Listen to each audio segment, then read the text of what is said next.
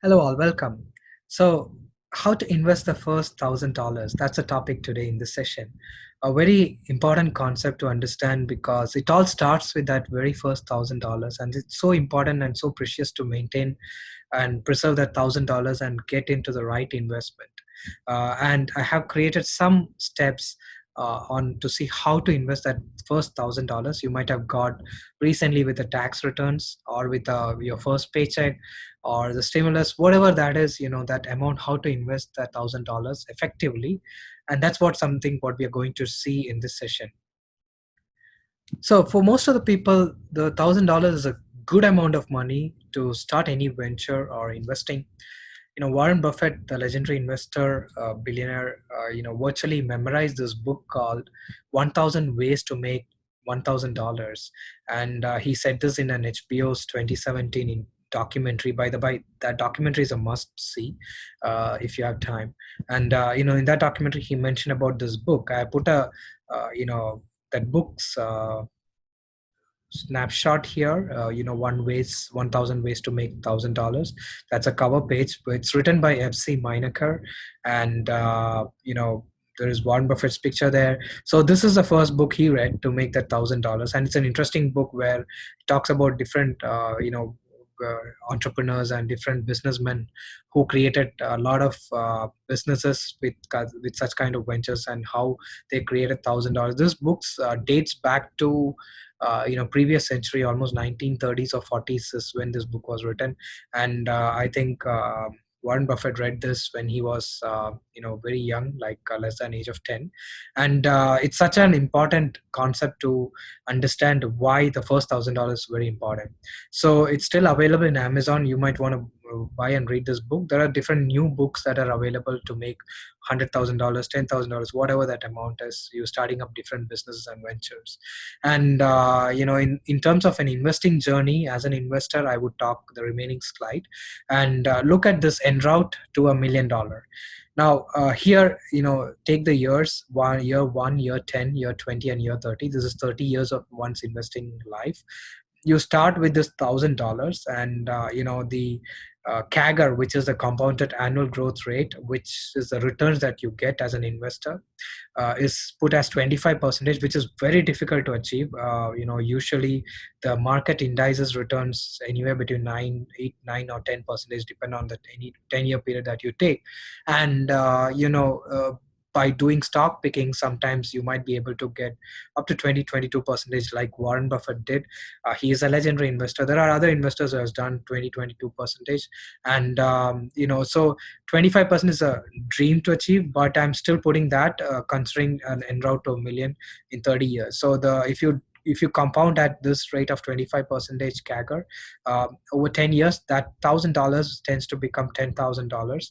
That's a 10 times multiplication.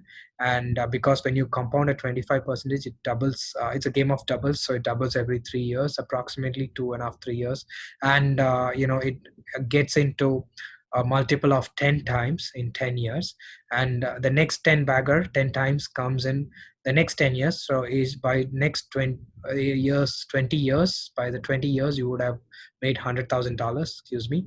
And by 30 years it would have multiplied another 10 times, so that would have reached $1 million.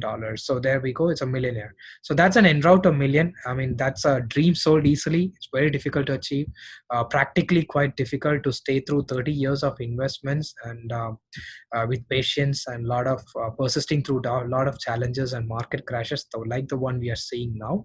However, it is possible. There is a positive way of looking at it, that it is possible to achieve. There are many investors who have achieved at least, if not 25%, even if you put a 10 20% CAGR, you might drag this by another 5 to 10 years, but still it's possible to achieve. So that's how important the for every $1,000 is when you consider investing.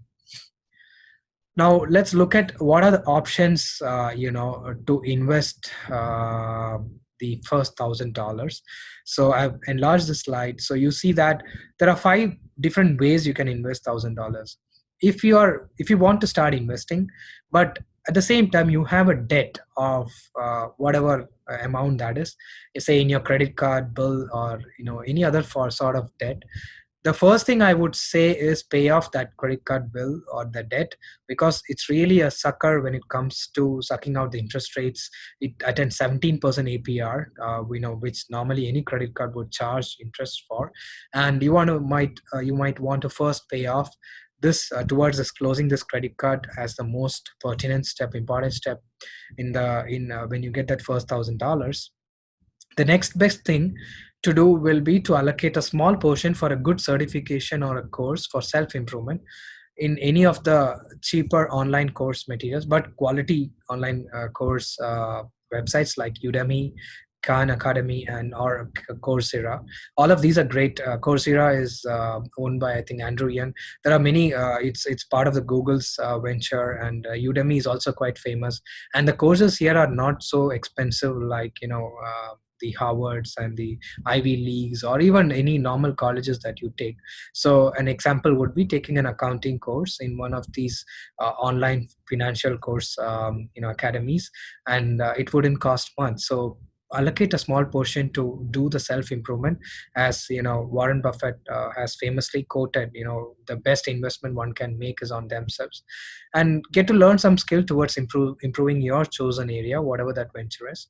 The third best thing to do might be to start a brokerage account and start investing in index funds, or to just to get an understanding of the markets dynamics.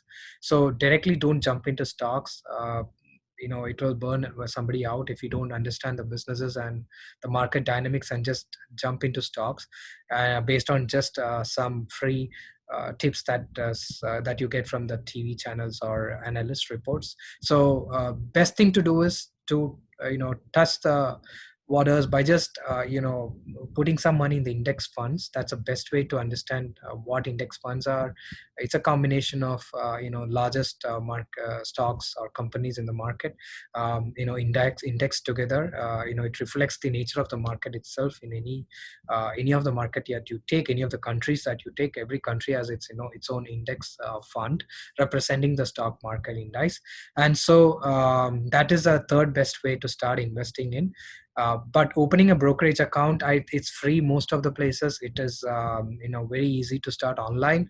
So start a brokerage account. For example, in US, you can start like this: Robinhood, E-Trade, Fidelity. There are many, and if you take in India, you have these ICICI Direct, Kotak Mahindra Bank. Many of the banks are offering the brokerage accounts. So anywhere in the country you go, different countries have different brokerages, and you could even look at investing in index funds which are global and in overseas funds. That's another way to learn the markets. And once you do that, or the fourth step would be like start us, or if you're not inclined towards investing in mutual funds or in index funds or even stocks for that matter, the best thing to do would be to start a small initiative that can lead to your own business setup, like a venture, small business, where eventually you would, like a examples are like small book trader, selling your books through Amazon, or start selling through Shopify is another way to put up your own store and sell through Shopify. They give all the required features and functionalities and tools, and like what you require in a website, what are payment methods and channels that you need. And even Etsy is another website where you can set up a store. You could sell your hobbies, your own crafts and art and whatever that is. You could set up a shop through one of these online channels. That is another way to uh, you know use your first $1,000. These channels also charge you some nominal fees. Like in Shopify, a merchant to set up a shop could be anywhere between $30 to $300, depending on what all options you choose. And even Etsy, for that matter, has similar subscription services to set up the merchant stores. So this is another way to utilize your 1,000, 10,000, whatever amount you have, the initial capital, and then grow it from there. And the fifth best way I could think of, for many of the recent businesses, the fifth step is you really don't need any capital. Just starting a YouTube channel is another way to venture into showing or exuding your skill set. It could be any of your hobbies that you're really good at, and you could start start a YouTube channel and help communities, or Instagram, set up business through Instagram. There are multiple ways to set up and utilize without very less in initial capital. And for me, I'm an investor, so I would look at starting investing directly in stocks. If you're not well acquainted and well versed with stock investing, an index is the best way to start that $1,000. Open a brokerage account and start investing today itself. So hope this was useful to understand how to invest the first $1,000. Thank you.